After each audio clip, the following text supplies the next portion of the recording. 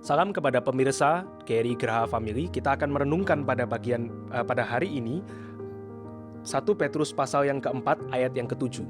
Kita akan membaca bersama-sama. Saya akan membacakan di sini bagi Bapak Ibu sekalian boleh mengikuti di tempat masing-masing. 1 Petrus pasal yang keempat ayat ketujuh. Kesudahan segala sesuatu sudah dekat, karena itu kuasailah dirimu dan jadilah tenang supaya kamu dapat berdoa. Di sebuah ayat yang sangat sederhana yang menjadi satu nasihat yang menyegarkan kita, dan Petrus menulisnya di dalam konteks daripada kehidupan gereja, kehidupan jemaat. Kita bisa melihat pertama dituliskan kesudahan segala sesuatu sudah dekat. Nah, ini dikaitkan dengan ayat yang ke-6 Bapak Ibu sekalian, 1 Petrus pasal 4 ayat ke-6. Itulah sebabnya maka Injil telah diberitakan juga kepada orang-orang mati, supaya mereka sama seperti semua manusia dihakimi secara badani, tetapi oleh roh dapat hidup menurut kehendak Allah. Ya, Injil yang diberitakan demikian luas itu dikaitkan di dalam ayat ke-7 dengan kesudahan segala sesuatu sudah dekat. Kenapa kesudahan segala sesuatu sudah dekat? Karena Injil sekarang diberitakan dengan lebih luas lagi. Jadi dalam kehidupan kita mengenal bahwa ini sering menjadi pembicaraan di dalam gereja. Kristus akan datang dengan segera.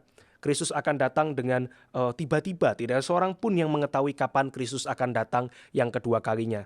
Tapi kedatangan itu menjadi sesuatu hal yang pasti. Dan kedatangan itu kapan? Sangat segera. Kita bisa melihat waktu yang demikian genting, waktu yang demikian mendekat. The time is approaching. Waktu itu kapan kita tidak tahu, tetapi kita menyadari bahwa waktu itu genting, waktu itu sudah sangat dekat.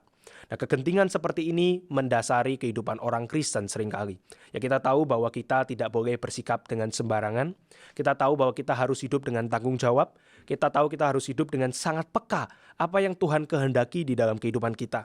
Dengan kita menyadari bahwa kesudahan segala sesuatu sudah dekat, kita menjadi orang yang peka bahwa kehidupan kita bukan milik kita saja, tapi kita harus terus melakukannya dengan kesadaran kita hidup bagi Tuhan. Dan Bapak Ibu sekalian, ini adalah satu sikap hati yang sangat baik. Tetapi juga di dalam keseluruhan hiruk pikuk ini, di dalam seluruh kegentingan ini, dengan seluruh urgensi, dengan kita tahu bahwa waktu yang mendekat dan seterusnya, kita bisa menjadi seorang yang hidup dengan tekanan. Kita bisa menjadi seorang yang hidup dengan sibuk. Kita bisa menjadi seorang yang hidup dengan terus berada di dalam satu sense yang tidak mengenal diri sendiri. Karena kita terus mengerjakan demikian banyak hal, karena kita takut kita melewatkan sesuatu hal apapun. Nah, satu sikap hati yang semula baik, ini kemudian bisa menjadi salah. Satu sikap hati yang semula baik, kita mau tanggung jawab kepada Tuhan, bisa menjadi hal yang keliru dan menjerumuskan kita kepada kehidupan yang tidak ada sukacita, kehidupan yang tidak berbuah. Maka apa nasihat Petrus kepada orang-orang yang menyadari hal ini? Ternyata dia bukan mengatakan kita harus kerja dengan lebih giat. Dia tidak sekedar mengatakan kita harus bekerja tanpa mengenal istirahat dan seterusnya. Tetapi nasihat yang kita baca di dalam 1 Petrus pasal 4 ayat 7 ternyata adalah nasihat seperti ini Bapak Ibu sekalian. Kuasailah dirimu dan jadilah tenang supaya kamu dapat berdoa. Menguasai diri dan jadilah tenang. Ini menandakan orang itu sober-minded. Dia tidak dikuasai dengan kegentingan, dia tidak dikuasai dengan satu ketakutan, dia tidak dikuasai dengan idealismenya sendiri untuk bekerja dan bekerja dengan waktu yang mendekat itu, tetapi dia memegang kendali. Nah, bagaimana seseorang Kristen itu memegang kendali? Bukan dengan kekuatan motivasi dirinya saja, bukan hanya dengan sistem, bukan hanya dengan cara-cara yang dia ciptakan untuk kemudian dia tetap grounded, tetap menapak di dalam realita, tetapi Petrus mengatakan untuk berdoa, atau di dalam bahasa yang lebih tepat, supaya kamu dapat berdoa, supaya kepentingan doamu itu tidak digantikan dengan kesibukan. Ya Bapak Ibu sekalian, kita adalah orang yang ada di tengah hiruk pikuk, kita adalah orang yang berada di tengah kegentingan, tetapi kita diundang untuk menguasai diri, menenangkan diri, dan berdoa. Ada beberapa pelajaran doa yang kita boleh perhatikan bersama. Yang pertama, doa adalah sesuatu yang perlu kedisiplinan. John Calvin sering mengingatkan di dalam institut mengenai doa. Kita harus fix certain hours, kita harus punya satu doa yang disiplin, kita harus punya satu doa yang kita tetapkan, sehingga itu menjadi suatu hal yang melatih diri kita untuk berdoa.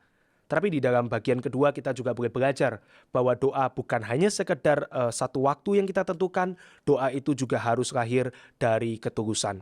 Ya, tidak ada orang yang berdoa dengan membuat-buat doa tersebut. Doa perlu lahir dari dalam hati. Doa perlu lahir dari pergumulan seseorang yang memberikan hidupnya kepada Tuhan. Nah, kita seringkali bertanya, saya kurang bisa menentukan, saya kurang bisa mengatakan apa pergumulan dan apa yang harus saya doakan. Tapi mungkin Bapak Ibu itu karena kita kurang mengkaitkan kehidupan kita dengan Tuhan. Kita seringkali mendapatkan satu pergumulan atau satu masalah, tapi kita tidak melihatnya di dalam perspektif yang benar. Dan kita langsung menentukan solusi versi kita sendiri. Kita langsung menentukan apa yang kita mau, A, B, C, metodenya, dan seterusnya. Sehingga kita tidak tahu kita harus berdoa bagaimana. Atau kita tidak tahu bahwa hal itu sebetulnya adalah menjadi beban doa yang kita harus doakan. Tapi ketika kita terus mengkaitkannya pergumulan itu dengan Tuhan, maka kita akan mendapatkan begitu banyak hal di dalam kehidupan kita.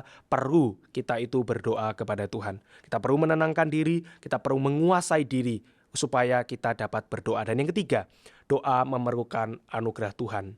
Kita seringkali berdoa dengan mengandalkan pikiran kita, mengandalkan kebiasaan kita, tetapi doa perlu anugerah Tuhan. Dan anugerah Tuhan ini selalu dimunculkan di dalam kehidupan kita dengan kerendahan hati.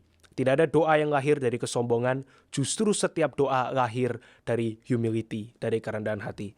Maka di dalam hal ini kita juga disadarkan Petrus bahwa di dalam berdoa kita pun perlu anugerah Tuhan. Maka mari kita meminta anugerah Tuhan, kita meminta hikmat dari Tuhan supaya kita dapat menguasai diri, menenangkan diri untuk kita berdoa.